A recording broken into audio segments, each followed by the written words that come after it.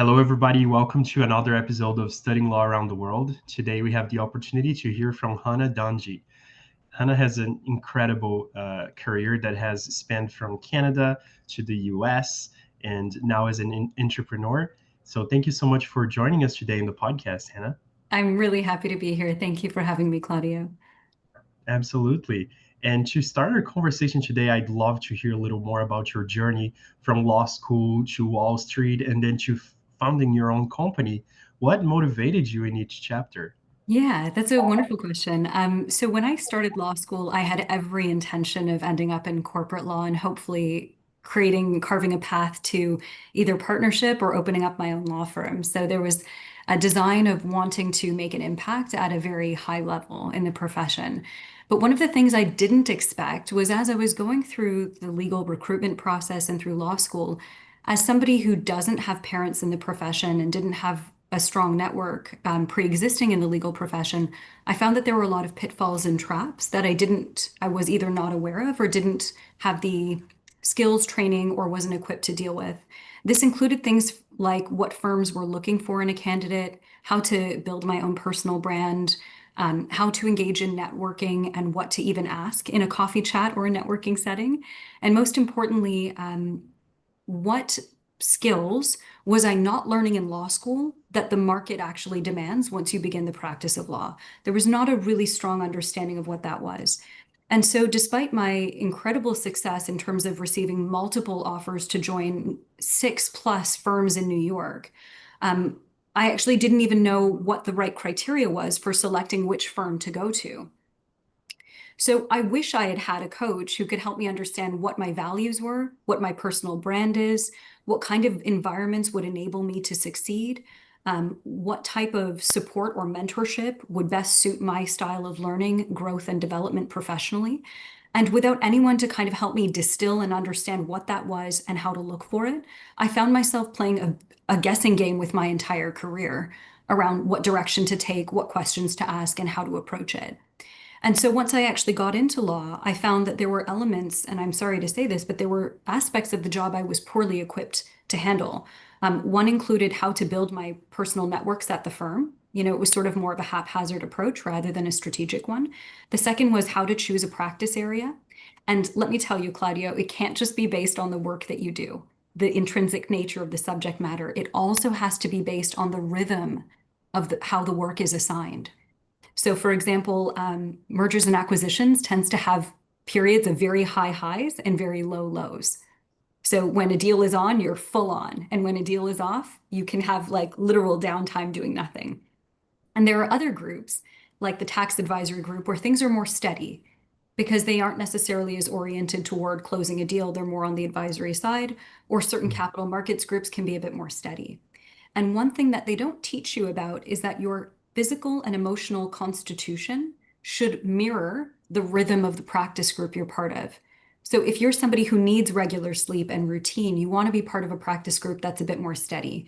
Maybe at like wills and estates, or working with high net worth individuals on a more steady schedule could be better for you. If you don't need a lot of sleep and you're a high octane, high adrenaline type of person, go for the M&A shop.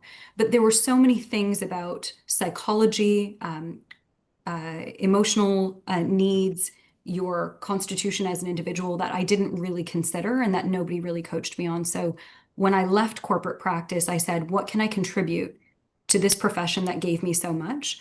And I basically became the coach I wish I had had for law students across Canada. So that's how it happened. That's amazing. And just because you mentioned psychology, if I remember right, you also have a background in psychology. Is that right?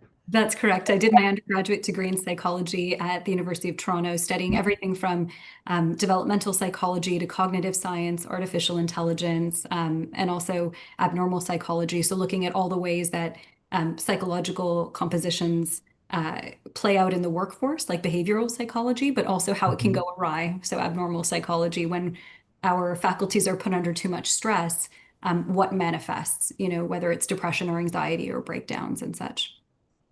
That's amazing. It sounds like you got quite the complete background for that. Thank you. Well, by this point, you've helped so many students to land roles that are quite competitive, both in Canada and especially in New York.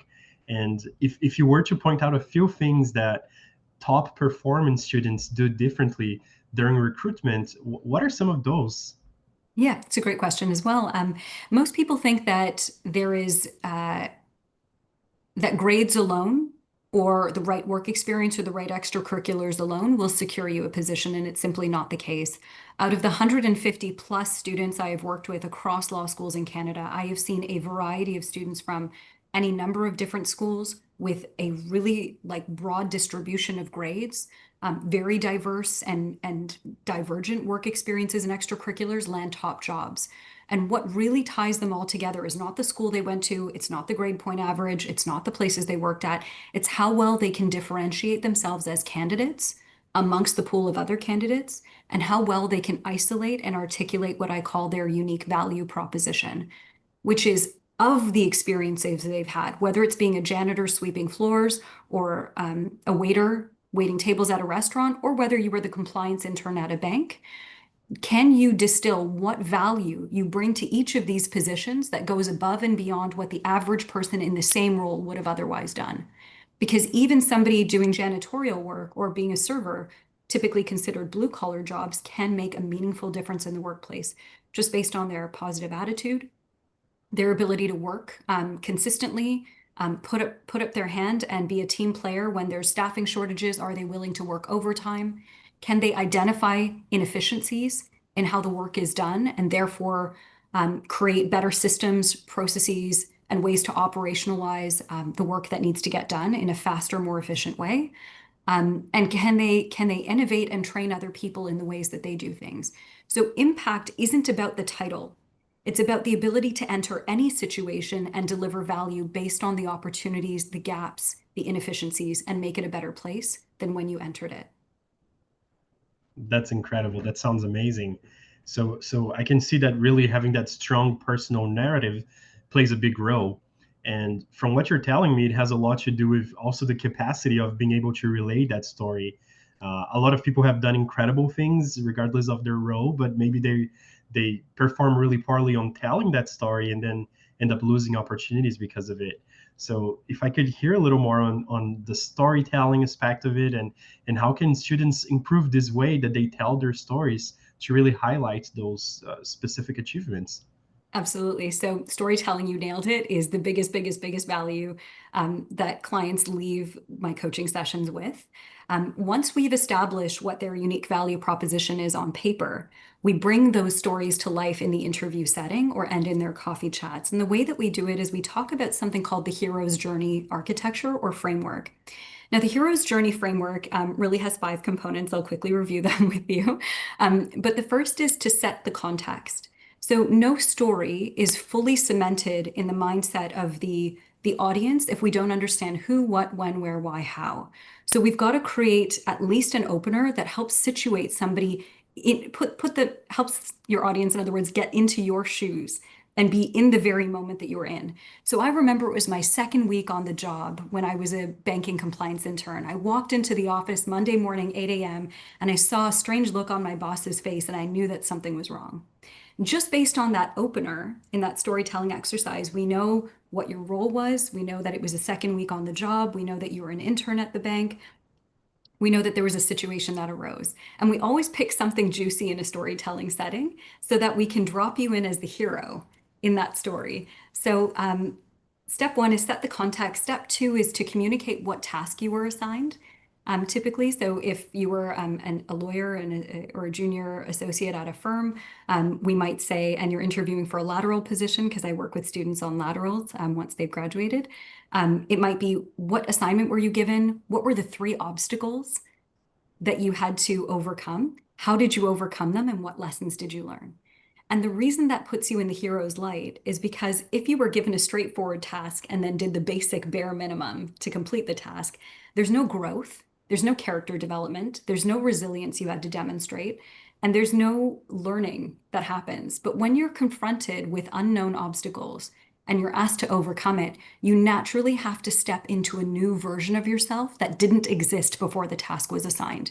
You suddenly have to be the problem solver, the creative thinker. You suddenly have to be the person who can figure their way out of the box using whatever critical thinking, analytical faculties, and teamwork that is available to you. And this is where anyone listening to this story will light up because there's novelty, there's suspense, there's excitement, there's a little bit of drama. And then when you methodically explain how you found your way to overcome the obstacles, you are no longer the person who arrived in the interview room. You are a new person in their eyes because they are seeing your progression from pre-obstacle to post-obstacle. And so there's an actual evolution that's happened even in the midst of an interview. And when you create that, it immediately warms people up. It immediately excites them. And they say, I want you to work for me because I want to see what you can do when I throw something novel or a curveball at you. No, that's incredible. And that makes me think of so many different things. And I love how that, the framing makes a big difference. Because really, I'm a big believer that a lot of people who can make it into law school have incredible stories, but really undersell themselves because just this specific skill was not developed enough of being able to communicate clearly and relay those stories in a way that makes sense. And just like you said, there's tools to do that, and I'm fascinated that you can help people to do that. And that's not just something that some people have naturally and they just either are born with it or they don't have it at all. So incredible to hear that. And considering your background as well, going through Wall Street and as an entrepreneur as well, I can see that you've worked in very high pressure environments. And then if you think about New York, could say the most high pressure environment in the world. So what are some lessons from that time that still shape how you coach and help people today? Yeah, it's so one thing that I didn't mention previously, which I think is really important here to note, is that where law students, I think, have been conditioned over time through the education system and through their lives to base their sense of self-worth on external forms of validation, the A plus, the award, the grades, the praise, the accolades. When you get into a law firm, there is no pat on the back for doing your job. There is no praise. There's rarely a thank you email, although some partners do that well. It's just a given that you will rise to the highest standards, produce the highest quality level work, and that will be your baseline. You don't get extra points for doing something well. It's a baseline expectation that you will. And this can often lead to burnout. It can lead to overfunctioning. It can lead to feelings of inadequacy. Like if I was doing a good job, why didn't I get the thank you or the praise?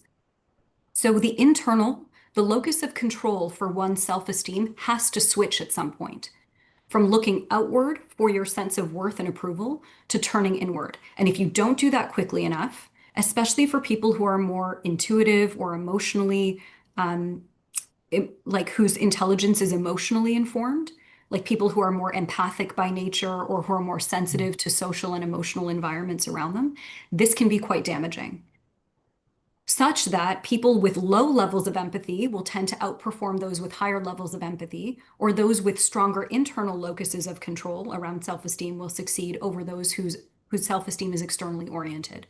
So you either have to not give any sort of like attention or care to what other people think as a baseline, or if you do care what people think and what they say about you, you've got to be able to turn that inward and give yourself the validation and the self-esteem that you most need, because it will not come from outside and it will erode your performance over time if you keep looking for it outside of you. So if you ask me what it takes to be a successful high performer, it's not just about the intellectual capacity to get the work done well. That is a minimum expectation. It is, can you survive emotionally and psychologically in an environment where praise and reward don't come from the outside? You have to be intrinsically motivated to succeed. And we talk in my coaching programs, especially, I really work on confidence and self-esteem with my clients at the tier 1 level. We talk about mindset. We talk about their relationship with themselves, what they base their self-esteem on. And this is one of the biggest values that I offer clients, especially, is how do we create that switch so that they don't just land the job, they're able to last once they get there and be happy in their roles.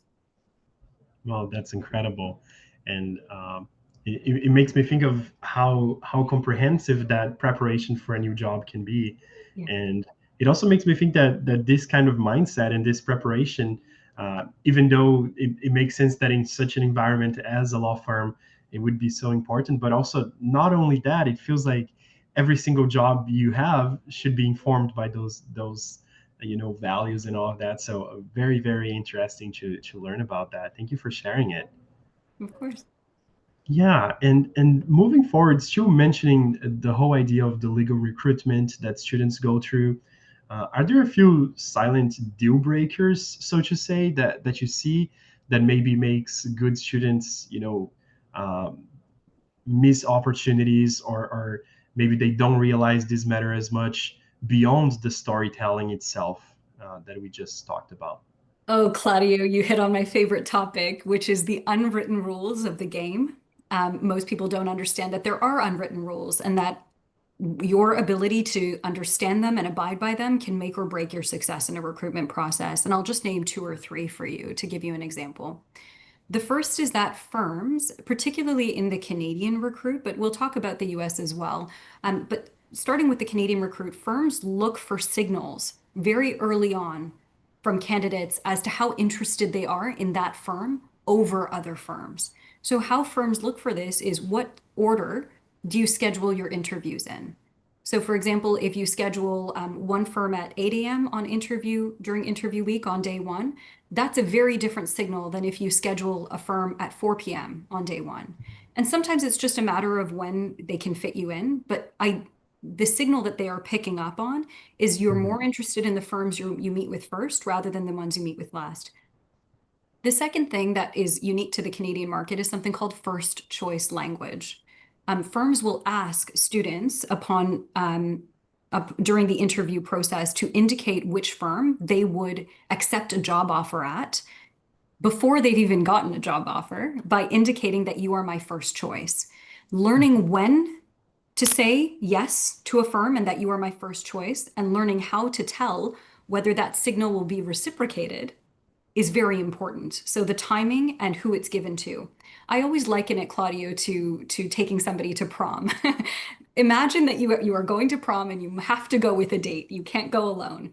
And there's your top five people that you would like to ask to prom.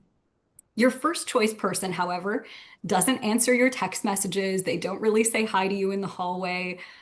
They don't really sit next to you at lunch. They don't pay much attention to you. But they're your first choice. And then your third choice person is waiting for you at your locker every day. They sit next to you at lunch. They carry your books to class. They wave at you in the hallway. Claudio, if you could only ask one person to prom, and you can only ask one person and they have to say yes in order for you to have a date, which one are you going to ask? No, obviously option number three. Yeah. Yes, it is the exact same thing in the Canadian recruit. You may have one firm you love, but if that firm is not showing interest and sending signals back to you in the way and in the frequency they should, you should go with the firm that's signaling interest to you that's as highly ranked on your list as possible. I teach people how to look for those signals. Okay, so that's number two. And the third thing I would say in terms of unwritten rules is that you can't look over eager. You have to understand what the firms value in terms of personality, because they are trying to hire groups of individuals as a team. They're not looking for individual superstars. They want a cohesive group of 5, 10, 20, 30 students. So you have to know what personality types they're looking for, what they value in terms of skill sets, and then how through the way that you present your stories, you can emulate those values. So it's very subtle, but we work on firm personalities and culture fit. And this is another unwritten rule of the game. You have to mirror the type of candidate they want and the types of skills they value in a way that looks like it's organic and feels organic and not forced. And so I Mhm. help build clients toward those types of approaches in a way that's still authentic to them. So if you don't have this down, you could be an amazing individual, but you don't fit the mold according to this recruitment style. Now, I will say the difference in New York is that it tends to be much more merit based than culture fit based. So, for my New York candidates, we focus less on individual personalities of the firms and we focus much more on transferable skills. So, what jobs they had and what skills they got out of each job, and highlighting those in the interview process to be as merit based and as performance based as possible. Whereas in the Canadian side of things, we're looking more at culture fit and personality and the unwritten rules of the game. Wow, that's incredible. So we start with storytelling, then we talk about principles and how we perceive rewards, and then we go into unwritten rules, it's no wonder that the law school edge, your company, has become a go-to resource for recruitment prep. Moving forward, now that we've gone over these aspects, I'd love to hear what kind of gaps in legal education or in the support that people receive from their careers office and so forth you were trying to fill when you created the company. You did mention that you wanted to be the coach you never had, but I'd love to hear even more on that. Yeah. So I give full credit to the career development offices across law schools in Canada for all the effort and the work that they put into ensuring students are equipped for the legal profession. But the truth of the matter, Claudio, is that when you have 200 or 300 students in a law school going through a recruitment cycle, and you only have a staff of 2, 3, 5 at most career officers, there's only so much bandwidth that can be provided to students. And the issue, and I go back to this time and again, the issue is not, do you have an adequate resume or an adequate cover letter? It's, do you have written materials in the application process and an interview strategy that sufficiently differentiates you from other candidates? So if you're getting advice that's applicable to all law students, you might raise the overall level of what law students are producing, but you haven't told students how to differentiate themselves. What we do at the Law School Edge is I take a candidate, and this is the reason I work with them personally, is I listen to a candidate's story in my intake session. I understand what makes them unique or special, what makes their story different from any other students. And we craft a narrative that differentiates them in a way that pulls them apart from the crowd. And so this is what's so important is you can't just be good. When you're in a competitive process where there are fewer law jobs than there are students applying, you have to be able to be on the upper end of the bell curve. You have to be in the top 10%. You can't just be a good candidate that sits in the middle. You have to be on the tail end, the upper tail. It's a known fact at this point, based on all the data that's come out from Ultravirus, the University of Toronto student newspaper, and the data they collect on the recruits each year, that in the 2L recruit alone, there's only about 750 jobs available each year, compared to about 3,000 candidates across Canada applying. So the success rate for any one applicant is only about 15 to 20%. Only 15 to 20% of students applying to the recruit will land. But at the Law School Edge, we landed 80% of clients in the 2L recruit last year, which tells us something very important. What we do doesn't just make somebody good, it makes them excellent in contrast to those that don't have coaching. And it's because we could differentiate them sufficiently from the crowd. Now, the other thing I want to mention isn't just the success rates we've enjoyed. It's how often students come back and say, I didn't just get a job, I actually know what I offer now. I feel like I understand what the market needs from me. I understand how I can fill that. And I have confidence in who I am as a person and not just a professional. So there's this transformation that occurs with my clients. And I still keep in touch with so many of them 2 and 3 years later who come back and say, thank you for all the tools you gave me. I know how to lead with empathy, but still not burn out. I know how to be authentic in the workplace and build meaningful relationships. I know how to get the work done and also advocate for myself. Like that brings me so much joy. So that's what I think is so amazing about it. Amazing.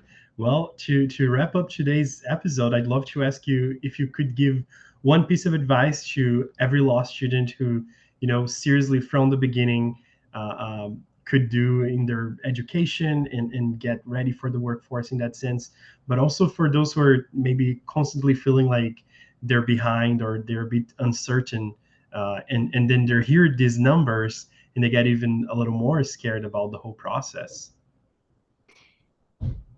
The one piece of advice is if you know that you don't have a mentor to guide you through this, if you know you don't come from multi generations of lawyers in your family who are networked in, if you feel like you're the first to kind of go through this, or you don't know what to ask or who to go to, find someone who can help. Find a coach, get coaching, invest in it early. Because what I can tell you is this: I've seen people who haphazardly land jobs, don't quite know what the formula was for getting it, but somehow land it, and then burn out partway, don't know how to actually succeed, or don't get hired back after articling, and they wonder what they did wrong.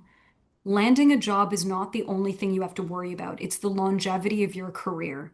And so if you can get coaching earlier on in the process to understand what is the market actually rewarding, How can you position yourself accordingly? How can you develop the resilience and the skills, not just to get the job, but to excel once you get there? Which, by the way, increases your earning potential over your lifetime. Why not make the investment at the beginning rather than flaming out or being asked to leave the firm or finding that, your networks aren't strong enough to keep you there? Why wait until it becomes a crisis? Invest early and do it right from the start.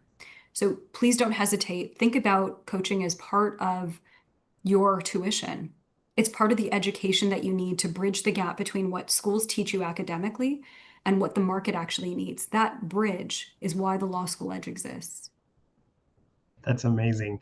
Well, thank you so much for taking the time to share a little bit about your insights and all that people can get value out of your business. I really appreciate that.